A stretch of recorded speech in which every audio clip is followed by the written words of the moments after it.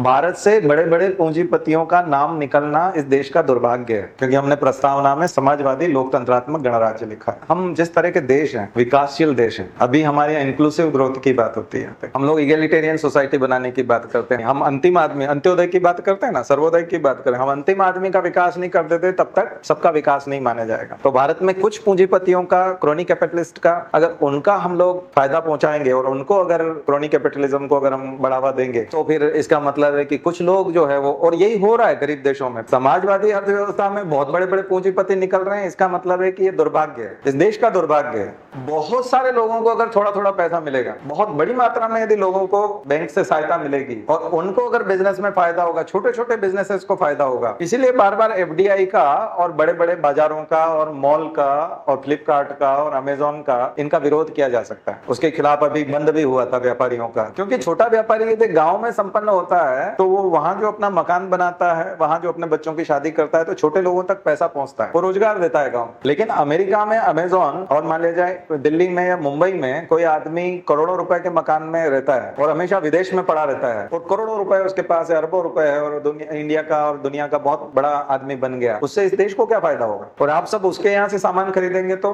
और अगर आप ऑनलाइन सामान खरीदेंगे तो उसका जो एक बड़ा मुनाफा है वो एक व्यक्ति के पास जा रहा है। तो कैपिटलिज्म का यही विरोध होता है, समाजवाद और ये मुख्य विचारधारा। तो एक और निर्धारक तत्व होता है आइडियोलॉजी, विचारधारा, यानी कौन सी विचारधारा आपके देश में काम कर रही है। समाजवादी विचारधारा काम कर रही है या पूंजीपति विचारधारा, पूंजीवादी विचारधारा काम कर रही है।